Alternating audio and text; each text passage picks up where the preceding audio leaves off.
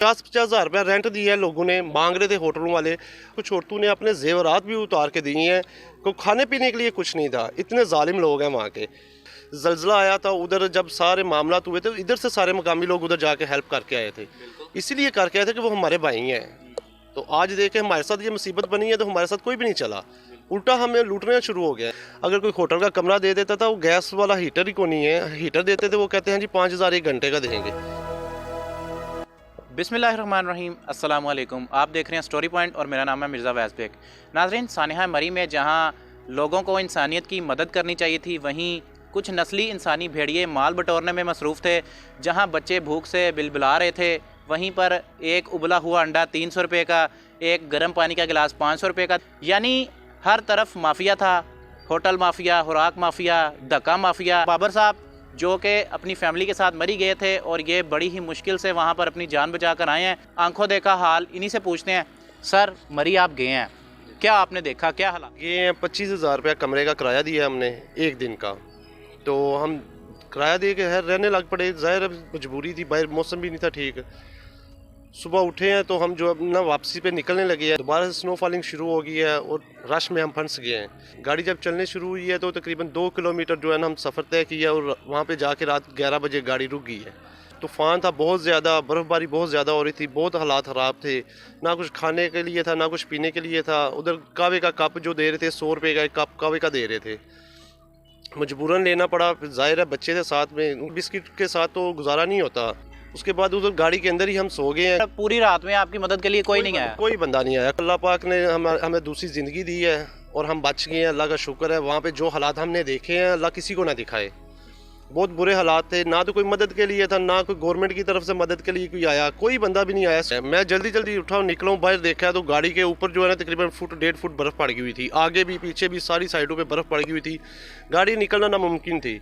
लेकिन मैं निकला बाहर, बर्फ़ हटाई मैंने, ऊपर से सारी बर्फ़ अपनी गाड़ी से साफ़ की। खुद ही अकेला ही था मैं, साथ में मेरे बच्चे थे, छोटे फैमिली थी, मदर थी, ऐसे सिस्टर भी थी। उनको मैंने लिया साथ में, बच्चों को लिया, उठाया उनको साथ में, तो मैं लेके उनको 7 किलोमीटर तक मैंने पैदल सफ़र तय किया। मैं उनको नीचे छोड़ के लोकल गाड़ी में उनको बिठा के तो दोबारा मैं वापस 7 किलोमीटर गाड़ी के पास गया। सूरत हाल अभी तक वैसी की वैसी थी, कोई सिक्योरिटी वाला कोई काम नहीं था कर रहा। सारे अपनी मदद आपके तहत एक दूसरे की गाड़ी को धक्का लगा के ना आहिस्ता आहिस्ता निकालना शुरू किया। वहाँ पे कोई जंजीर वाला आता था तो वो कहता था कि 500 की जंजीर है, वो 10,000 रुपया मांगता था। 10,000 रुपये तक वो तो। दूसरा बर्फ़ जो हटाने वाले थे वो कुछ तो पहले ऐसे थे कि 300-400 रुपया लेते थे कि सिर्फ आगे से बर्फ़ साइड पे करने के लिए। कोई बंदा नहीं था पूछने वाला। वो तो ऐसे जैसे कि लूटने लगे हैं, वैसे उनको जैसे कि बंदा कहता है कि अभी अभी हमने अमीर हो जाना है, एकदम से अमीर हो जाना है। ऐसे नहीं होना चाहिए। इंसान को सोचना चाहिए कि इंसानियत को देखना चाहिए।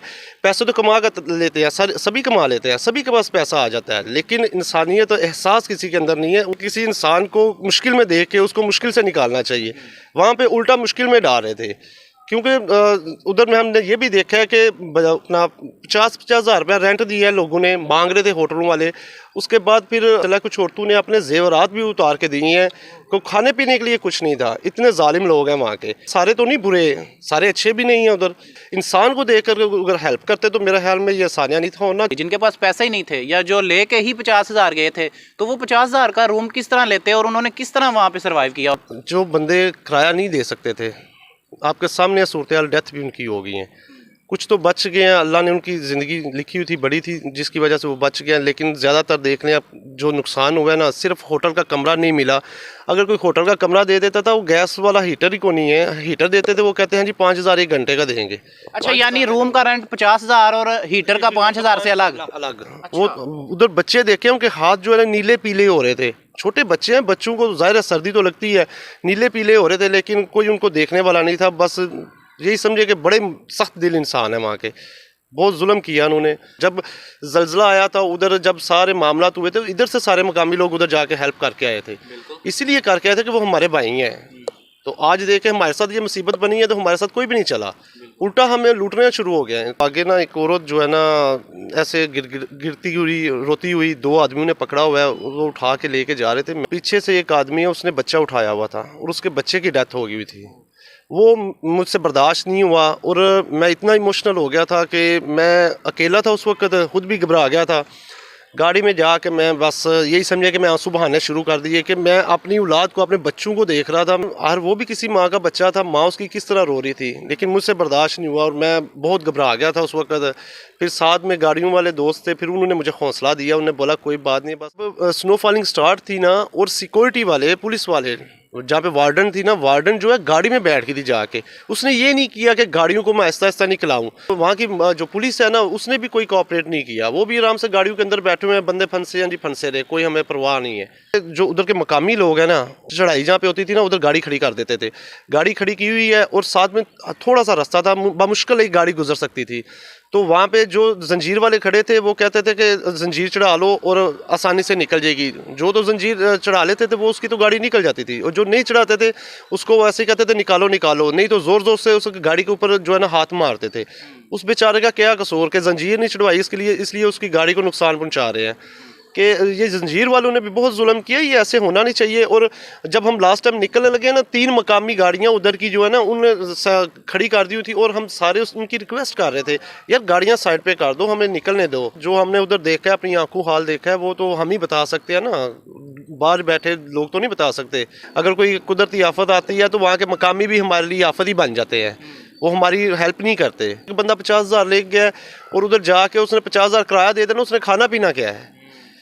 तो इसलिए मेरे घर वालों ने तो बोला कि हम आज के बाद मरी नहीं जाएंगे, हम तो बिल्कुल मरी का बाइकाट करेंगे। और सबसे बड़ी नाअहली है उधर की गवर्नमेंट की, ना तो उधर कोई पार्किंग प्लाजा है, गाड़ी पार्क करने का आजकल उधर 5-5 हज़ार ले रहे हैं। और मैंने वहाँ बंदे देखे हैं जिनके पास पैसे नहीं थे, रोते रहे हैं, बच्चे रोते रहे, बच्चों को रोता हुआ देखा है, भूख से दूध से रो रहे हैं कि दूध नहीं मिल रहा, गर्म पानी नहीं मिल रहा, अंडा 500-500 रुपये का मिल रहा था उधर।